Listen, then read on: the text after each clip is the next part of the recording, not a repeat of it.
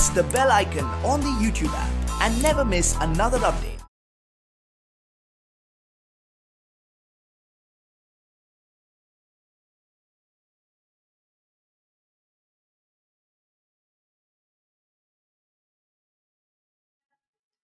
Hello dear students, welcome to Classroom of Physics.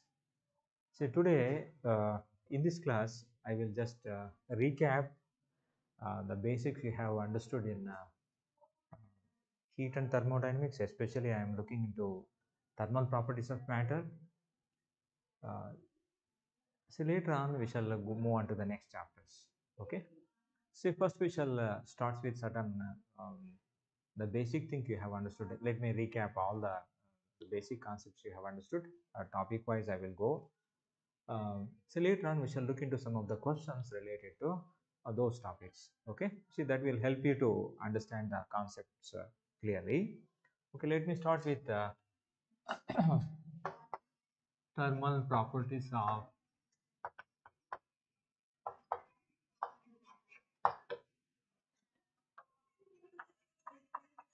matter.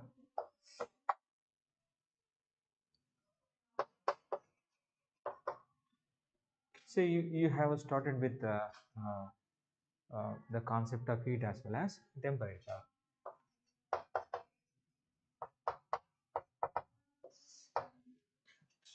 You know that heat is the form of energy. It is the energy in transit. It is not the static energy. It is the energy which flows. And then you also know that heat flows from body at higher temperature to body at lower temperature, right? And the term temperature is used to indicate the degree of hotness or coldness of the body. See, it is the thermal condition of the body which decides the direction of heat flow. The temperature is the thermal condition of the body which decides the direction of heat flow. So to measure amount of heat given to the body or amount of heat extracted from the body, so we have different methods. So similarly, to measure the temperature of the body or temperature of the system, we have different methods. See, first we shall move on to measurement of temperature. Later on go to heat. You know, temperature is the bulk property of the system.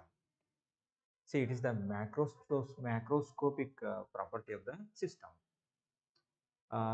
Suppose if you take gas enclosed in a cylinder, the temperature of the gas is same at each and every part of the system. See, that's why we call it as intrinsic variable, right? So you know that in thermodynamics there are two types of variables, intrinsic and extrinsic, right? Or intensive, right? We call it as intensive variable, intensive property. See, because it is its value remains same at each and every part of the system, right? You know, we have make use of a device called thermometer to measure thermometer to measure temperature of the body.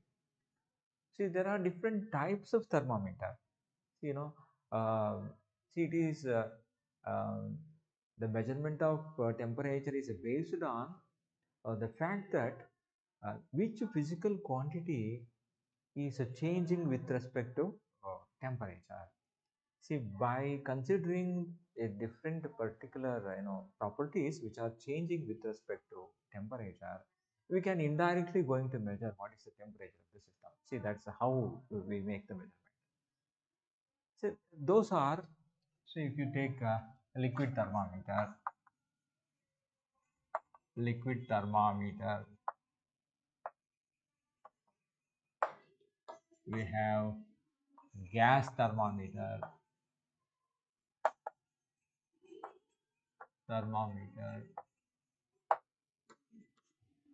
and we have platinum resistance thermometer,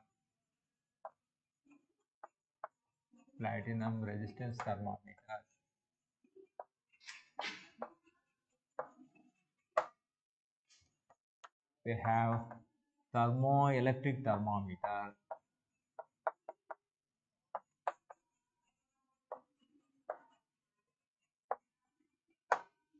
So we have vapor pressure thermometer,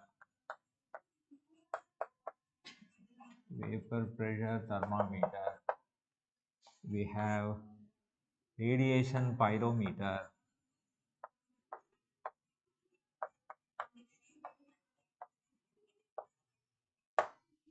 See, like this, there are different varieties of thermometers. So when you come to liquid thermometer, which is already known to you, mercury thermometer as alcohol thermometer comes under this category. So if you make use of mercury thermometer, you can measure temperature from minus 38 degrees Celsius to minus, up to plus 356 degrees Celsius.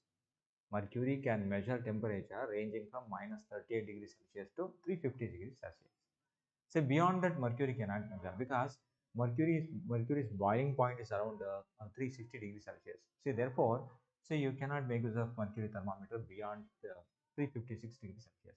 See, therefore, we go for other thermometer like gas thermometer. Suppose if you take alcohol liquid thermometer, it can measure temperature from minus 70 degrees Celsius up to 78 degrees Celsius. Say beyond that, it cannot measure. See, therefore, every thermometer has got its own limitation, right? See, gas thermometers are of two types: constant pressure thermometer, constant pressure type thermometer, constant volume type thermometer. See, this can measure temperature ranging from 200 degrees Celsius to 500 degrees Celsius. See, it is more sensitive compared to liquid thermometer because you know that gas expands gas expands much faster compared to liquids. See, that's why this is more sensitive. When you come to platinum resistance thermometer, in this thermometer, resistance of platinum wire changes with respect to change in temperature. Okay. See, therefore, by considering the changing resistance, you are indirectly going to measure the temperature, right? Its range is better compared to gas thermometer. The thermoelectric thermometer is it can measure temperature ranging from minus 250 degrees Celsius to up to 3000 degrees Celsius. Okay, its range is much better. Thermoelectric thermometers. Vapor pressure thermometer, it can be used to measure very low temperature, minus 258 degrees Celsius to minus 268 degrees Celsius. Such a very small range, very low temperature range can be measured with the help of vapor pressure thermometer. If you take a radiation pyrometer, the term pyro refers to very high temperature. If you want to measure temperature of a furnace or temperature of a distant star, we can make use of total radiation pyrometer, right? See, this is based on Stephen's law. See, that you will understand later. See, based on amount of heat radiated by a black body, see, we can measure the temperature. See, that is called total radiation pyrometer. See, in this way, there are different varieties of thermometers. Each variety has got its own limitation, okay, and it is used for a special purpose, right? Hmm. Then, say along with this, say we also know that there are different scales for expressing the temperature. Already it is known to you: degree Celsius scale, degree Fahrenheit scale, Kelvin scale, then Reaumur scale, Rankine scale. See, in this way, there are different scales of temperatures. Each scale has got a particular purpose.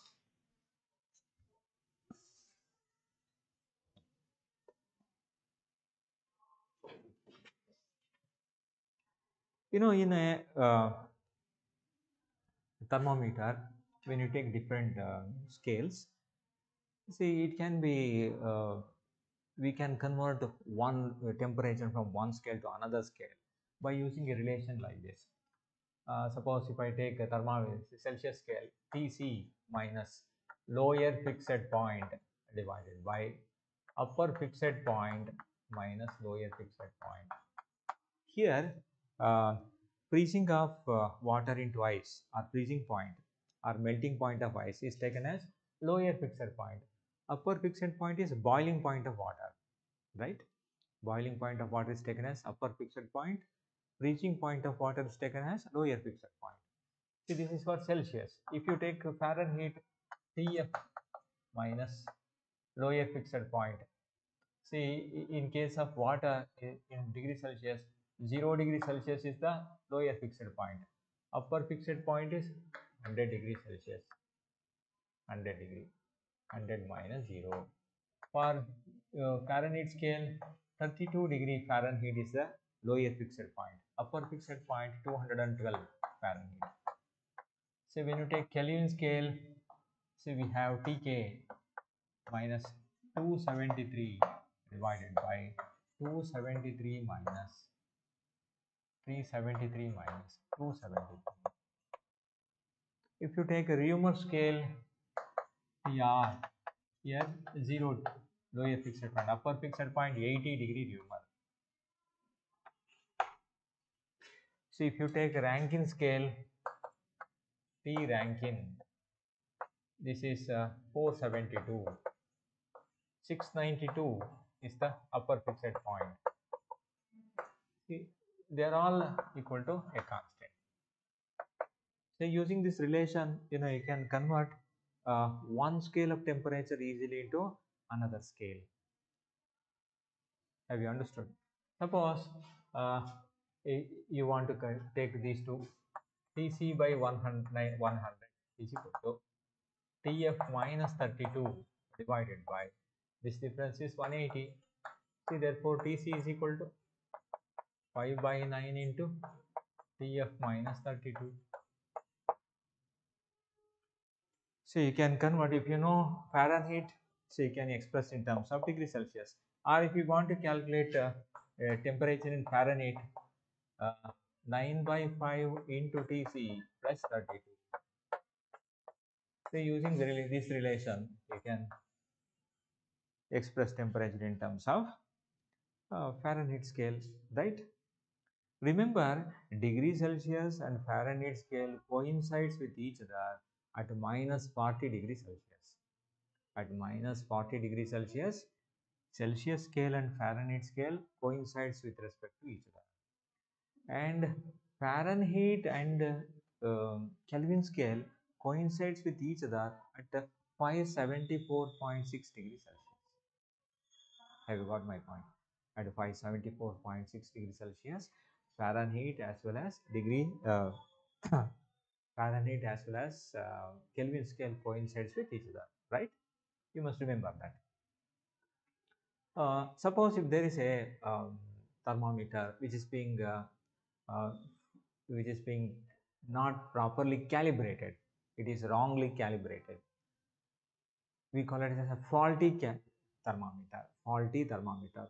The fault associated with the thermometer because of improper calibration. So in such a case, what is the corrected temperature in degree Celsius or corrected temperature in case of Fahrenheit, that can be calculated. So therefore, let us take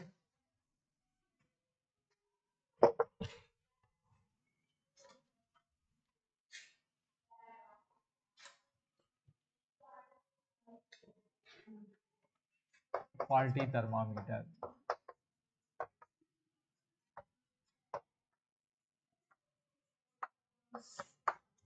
So in case of faulty thermometer, corrected temperature in degree Celsius. If they ask you to find out what is the corrected temperature in degree Celsius, then Tc by 100 is equal to, this is x minus lower fixed point, upper fixed point minus lower fixed point. This is corresponding to faulty thermometer.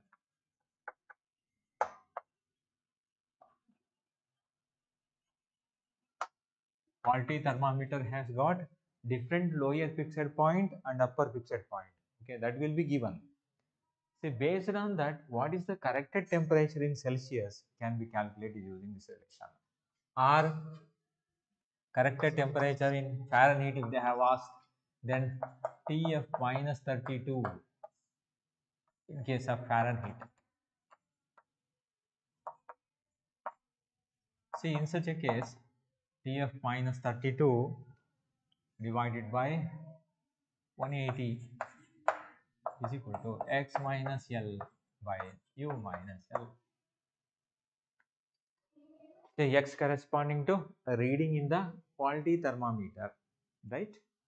See, if they ask you to find out what is the exact value in a Fahrenheit scale, you can use this relation. See, in this way, you can easily calculate, see, what is the value, correct value in degree Celsius or Fahrenheit or Kelvin. Okay, any scale it can be chosen. Okay. See, now let us solve one or two problems related to thermometry. Okay, thermometry is the branch of heat which deals with the measurement of temperature. It explains about the constructions of different varieties of thermometers and also measurement of temperature using those thermometers. So that will becomes under thermometry. Okay, now let us consider few problems related to this.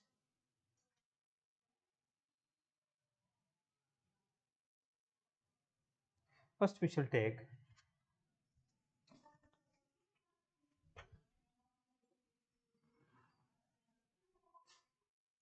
oxygen boils at minus 183 degrees Celsius. This temperature approximately, oxygen boils at minus 183 degrees Celsius. This temperature approximately. See now, uh, Tf is equal to 9 by 5 Tc plus 32. See, this is the relation. 9 by 5 Tc is how much? Minus 183 plus 32. You please simplify this.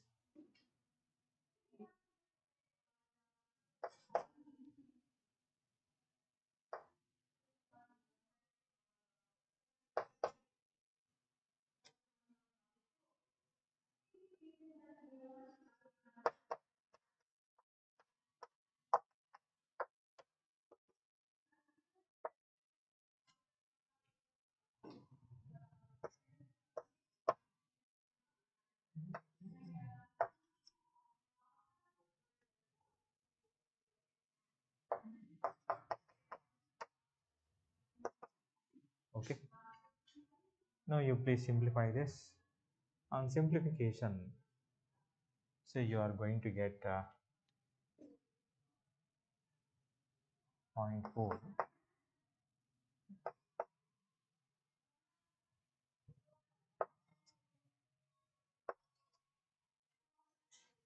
See, therefore, so you will be getting minus 297 minus 297.4 degree Fahrenheit. Therefore, the nearest value here is minus 297. Please take it as an answer. Second option is correct.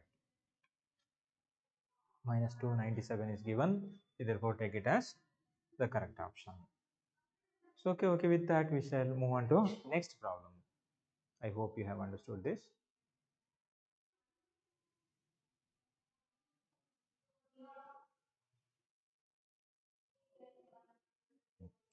Recently, the phenomenon of superconductivity has been observed at 95 Kelvin.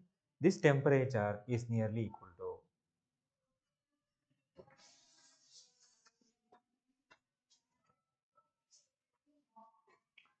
Okay.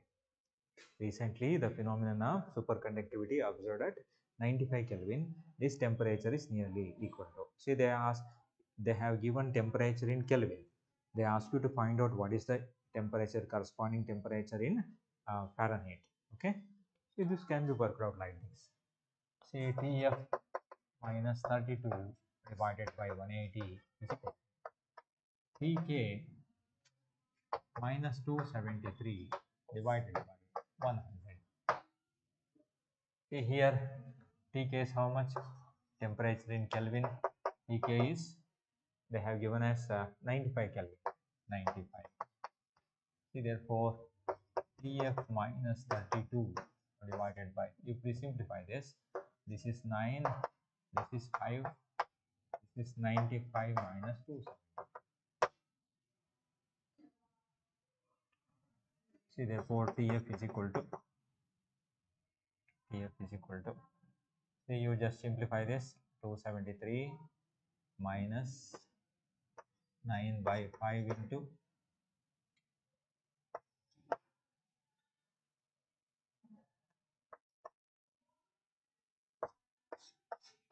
plus 32. So you please simplify this. On simplification, so you are going to get, that minus 297. So you please simplify this.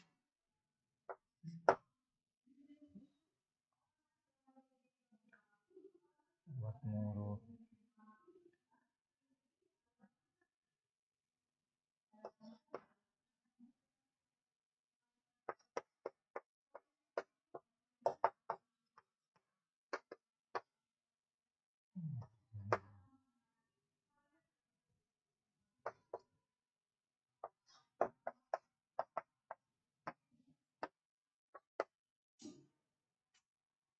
Okay.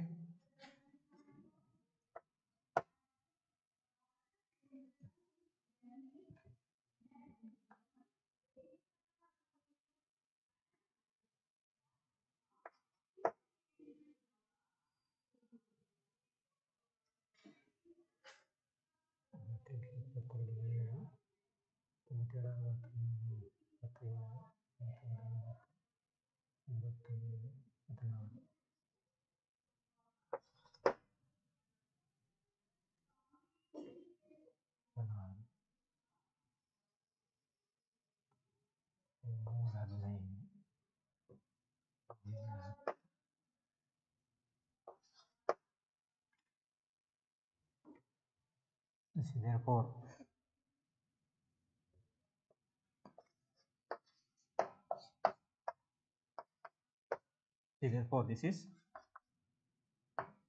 minus 288.4 degree Fahrenheit. Okay. The first option is correct. Let's move on to the next one.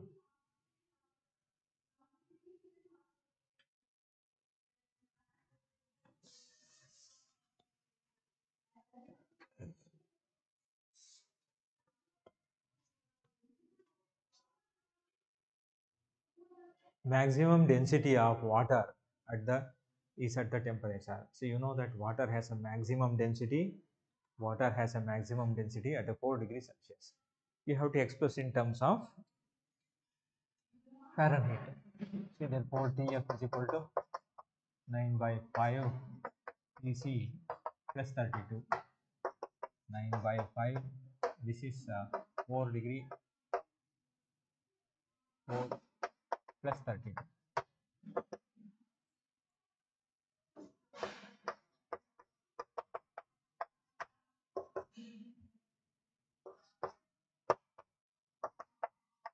So this is 39.2 degree Fahrenheit. So therefore in Fahrenheit scale, the maximum density is 39.2 degree Fahrenheit. So therefore second option is correct. Second option is correct.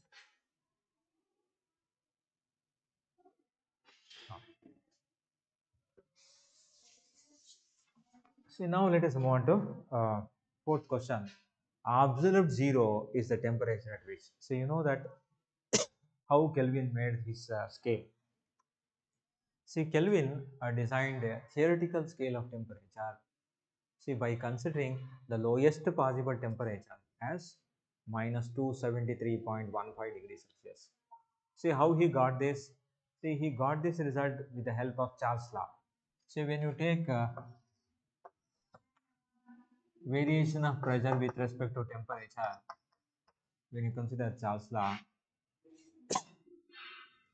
the graph will be like this. At constant pressure, as temperature is increased, this is in degrees Celsius. So you will get the graph like this. If you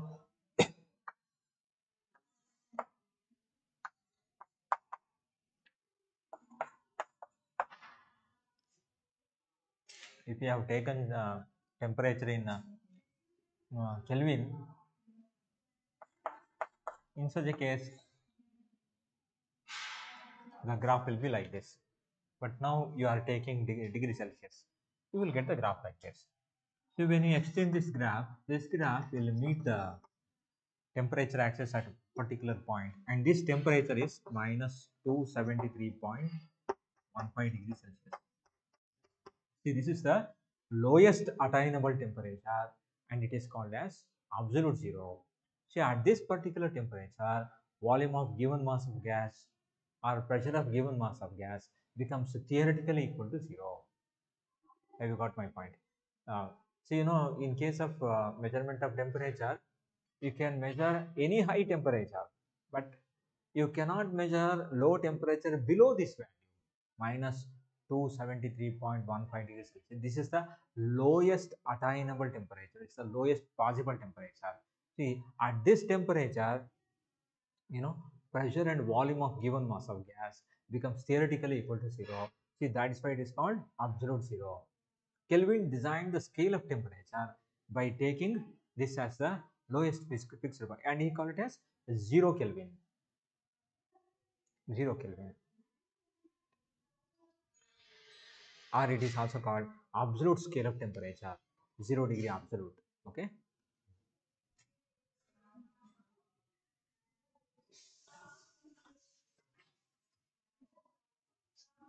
See, therefore, what is the answer?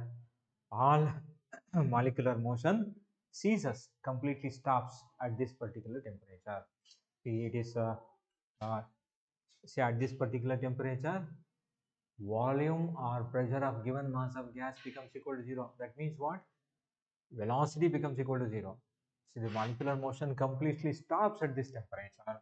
That's why it is called absolute zero. So therefore, option is third one.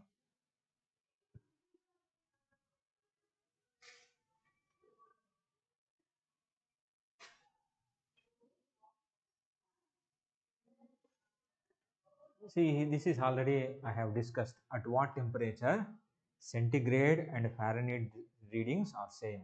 At a particular temperature, both will coincide, and it is called as and it is calculated to be minus 40 degrees Celsius. So let us take this. So you know that Tc is equal to 5 by 9 Tf minus 32. Let Tc is equal to Tf is equal to x. When you take it as x is equal to 5 by 9 x minus 32. See, 9x is equal to 5x minus 160, or 4x is equal to minus 160. X is equal to minus 40 degree.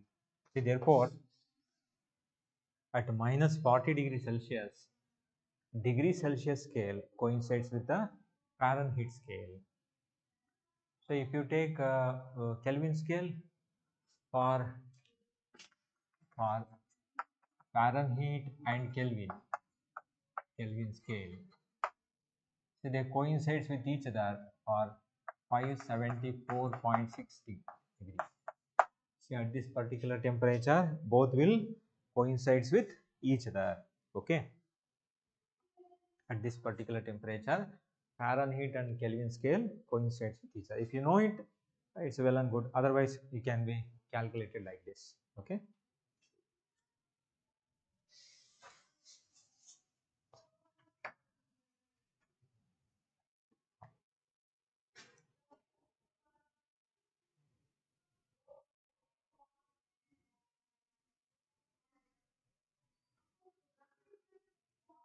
So now let us take up a problem related to which is related to faulty calibrated thermometer. Okay, faulty calibrated thermometer. Okay, now let us take this. A thermometer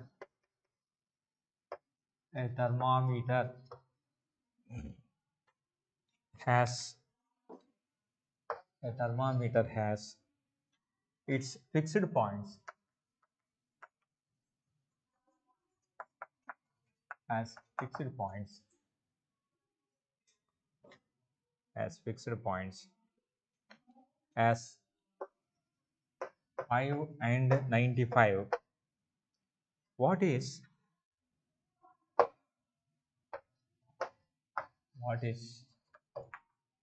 what is the correct temperature,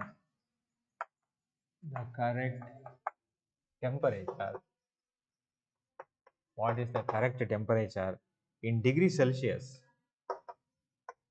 In degrees Celsius, when the thermometer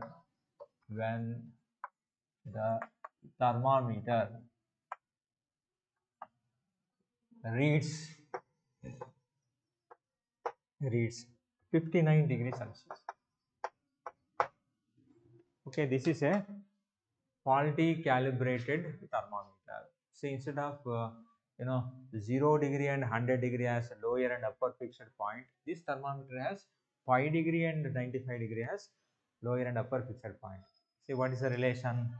I told you that Tc divided by 100 is equal to some Tx minus lower fixed point is 5, upper fixed point 95 minus 5. What is the relation actually? Tc by 100. See, this is for correct thermometer. Tc minus 0, 100 minus 0. For faulty thermometer, Tx minus lower fixed point divided by upper fixed point minus lower fixed point. I am using this relation. See, therefore, Tc by 100 is equal to Tx how much? They have given 59. See, this has 59. 59 minus 5, 54. 54 by 90. See, therefore, Tc is equal to, see, this comes out to be 0.6. See, this is 60 degree. 60 degrees Celsius. See, therefore, Tc is 60 degree Celsius. We can work out like this.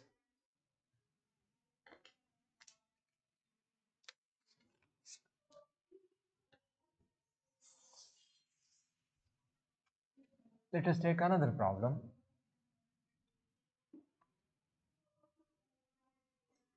In an arbitrary scale,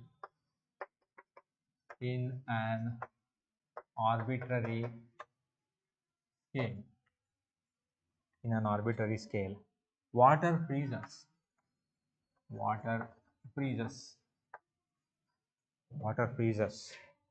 at 40 degrees Celsius and boils at 290 degrees Celsius. Find the boiling point of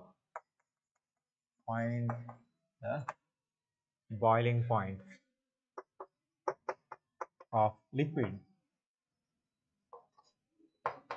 in this temperature.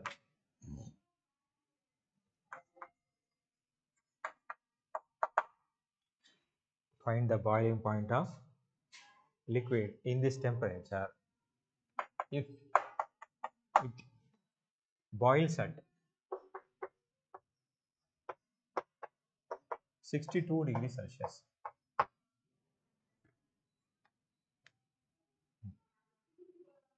See here, Tc minus lower fixed point, upper fixed point minus lower fixed point, and here what is the temperature? One is temperature is 62 minus 0 by 100 minus 0. See, this has given as 40 degree and this one is 290. See, therefore Tc minus 40 by 250 is equal to 62 by 100.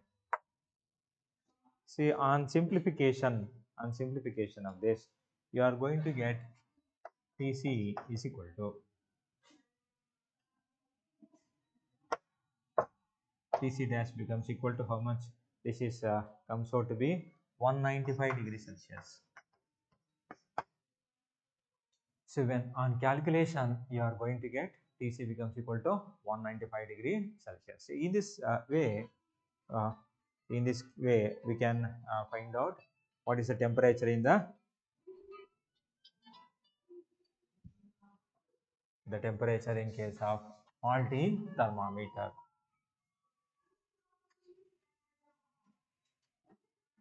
Faulty thermometer.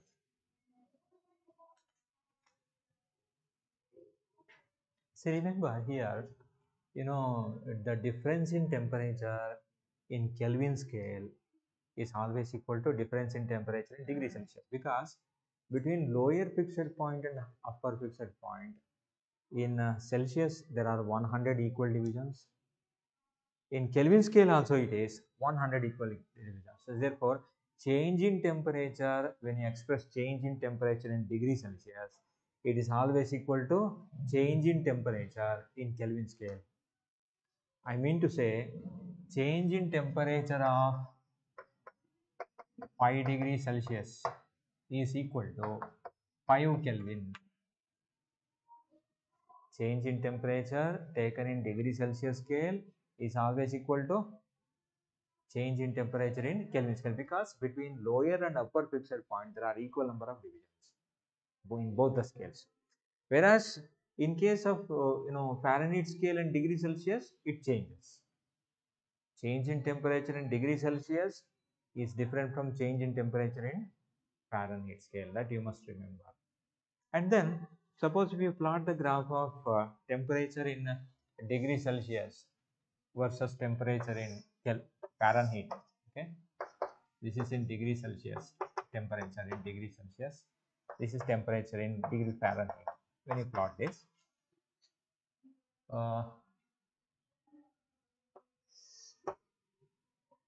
see, you will get a graph like this. 32 degree Fahrenheit.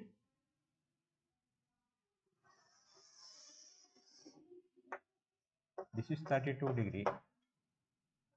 This corresponds to 212 degree. This is 100 degrees Celsius. 0 degrees Celsius. See, therefore, when you calculate the slope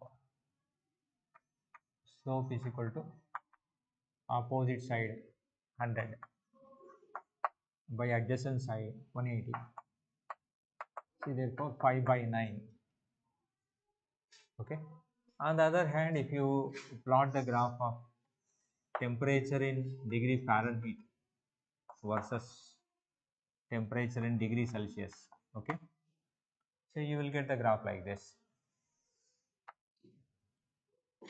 See, this corresponds to 0 degree Celsius, and this is 100 degree Celsius. This is 32 degree Fahrenheit, 212 degree Fahrenheit. Okay. See, therefore, when you calculate the slope here, slope is 180 by 100. This is equal to 9 by 5.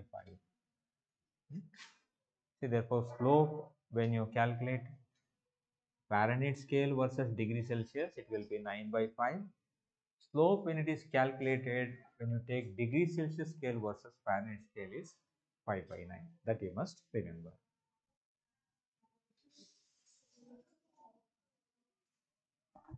So all these are mentioned in your textbook. Please look into the textbook. Okay. See, now we shall consider some of the basic aspects of effect of heat. Okay, we shall move on to effect of heat.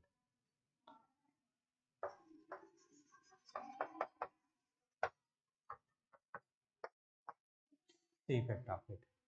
See, when heat is supplied to a body, the basic effect is increase in temperature.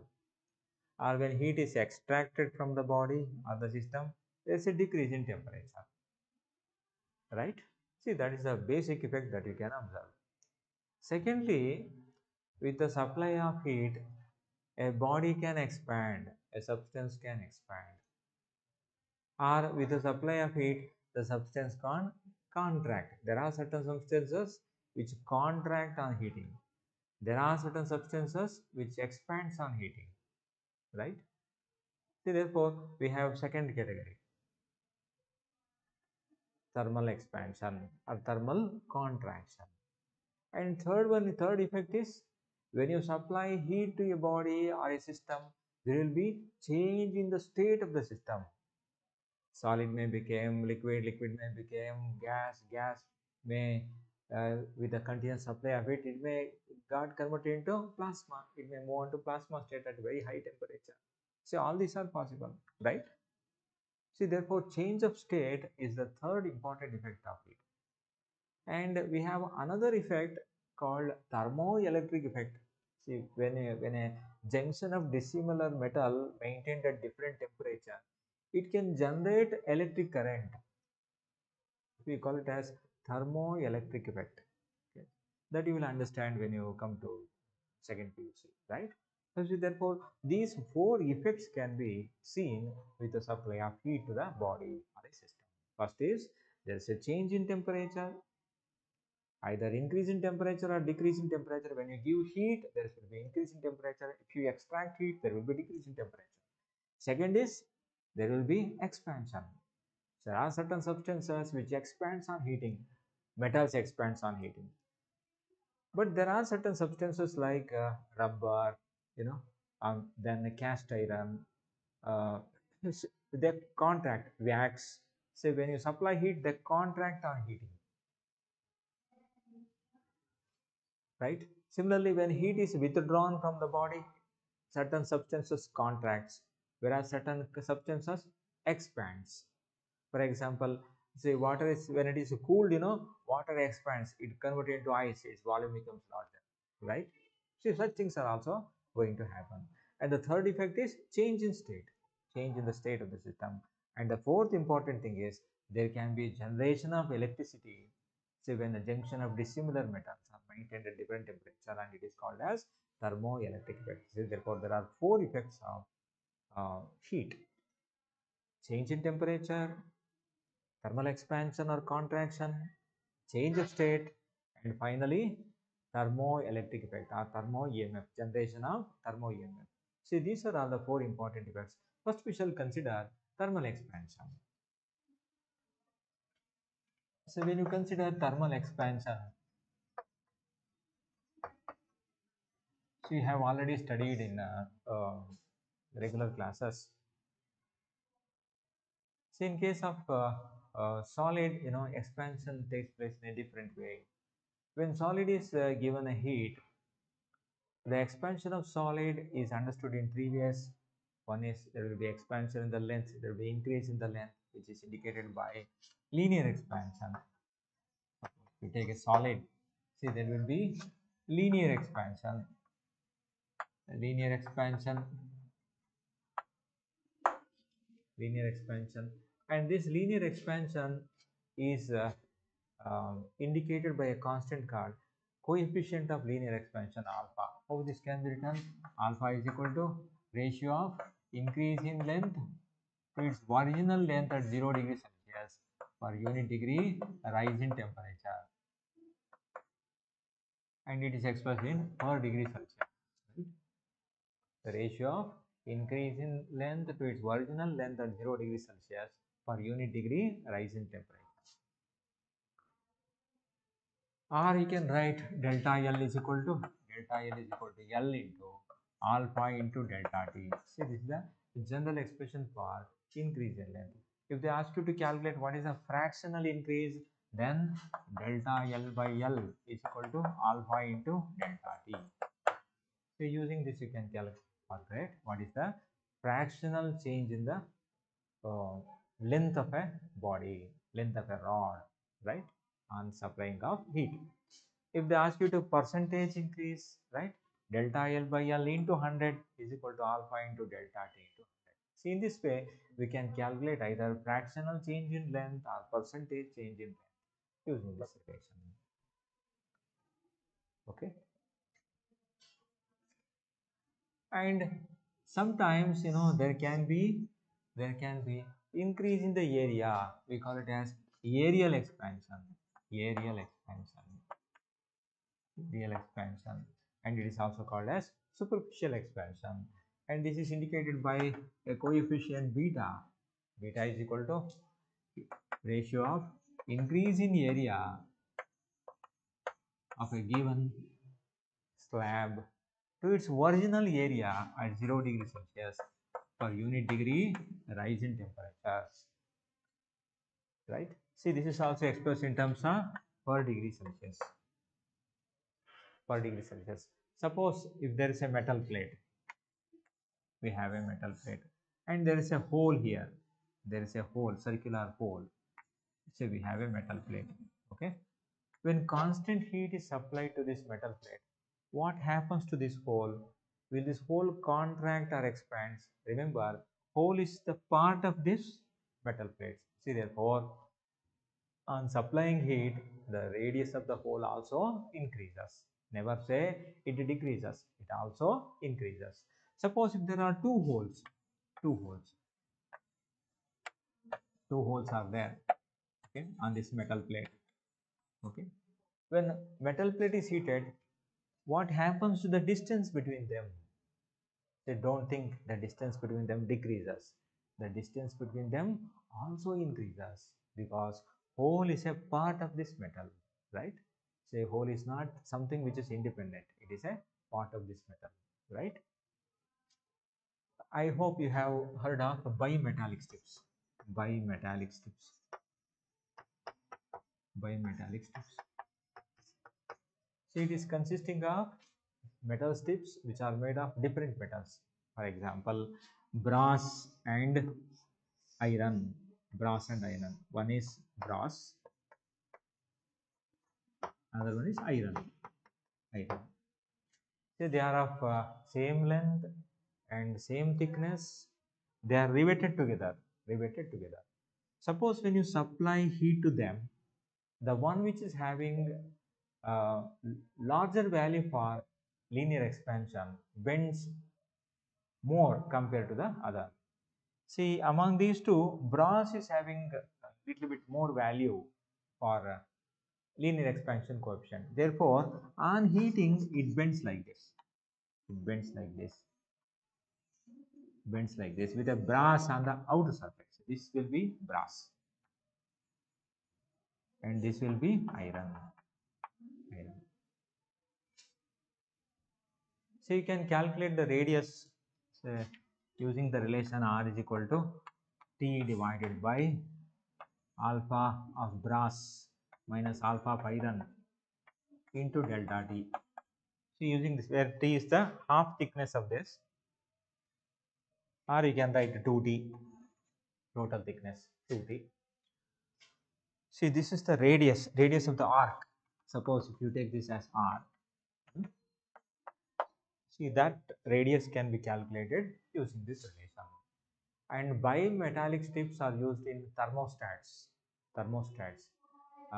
electric iron box, which automatically make and break the circuit. So using thermostat, we can make such an arrangement so that it can make the circuit as well as break the circuit by its expansion. Okay. See, in a bimetallic strip, the one with a larger value of linear expansion coefficient bends more compared to the other. It bends convex towards the outside. So then third type expansion is volume expansion. Volume or cubical expansion. Cubical expansion. So it is indicated by gamma. Gamma is equal to ratio of increase in volume to its original volume at 0 degree Celsius per unit degree rise in temperature. It is also expressed in degree Celsius. Degree Celsius. See, here you must remember, suppose there is a cavity inside a sphere. Let me take a sphere. There is a cavity inside the sphere. Okay. When supply heat to this sphere, what happens to the cavity? Will the size of cavity decreases or increases? Cavity size increases because cavity is the part of this sphere. See, therefore, on supplying heat to a solid with a cavity, As temperature increases, size of the cavity also increases. See, just like our previous case, right? And then suppose we have one hollow sphere, another one solid sphere. We have a short put and we have a spherical shell of same size. When you supply equal quantity of heat, both of them expands equally, right? One is solid like short put, another one hollow spherical shell. They are of same size, okay? They are having same surface area. Suppose if you give equal quantity of heat, so you will find that both of them expands equally. See, that's the interesting thing about this expansion. And we have another important concept you have to remember. See, that's about pendulum clocks.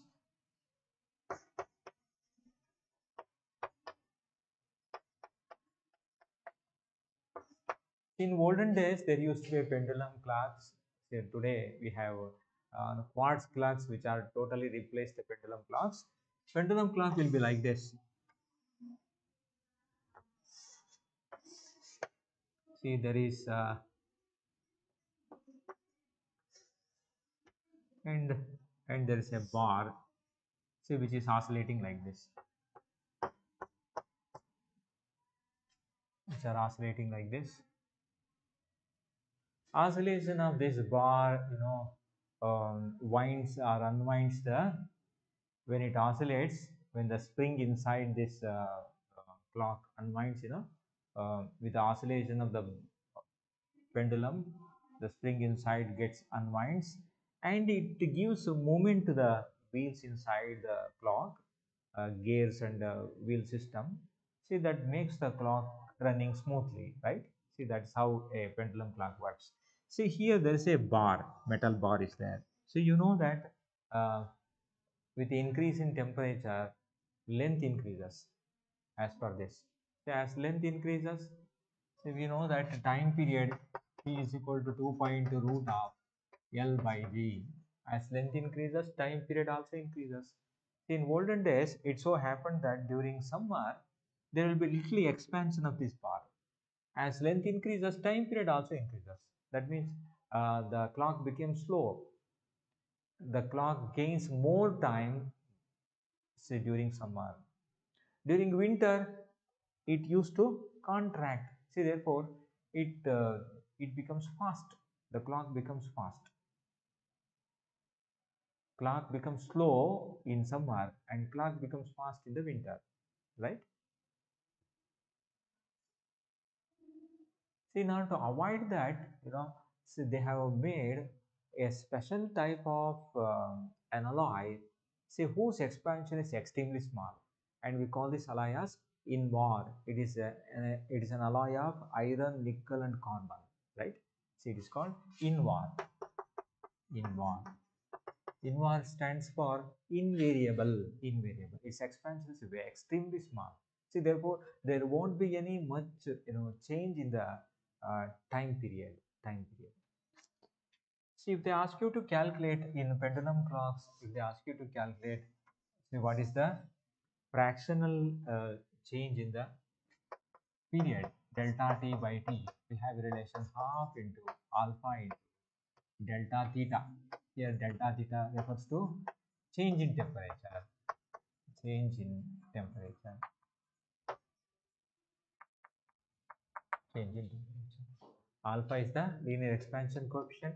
Using this relation, we can derive this. If you want to calculate what is the percentage increase in period, you multiply it by 100%, you will get it, right?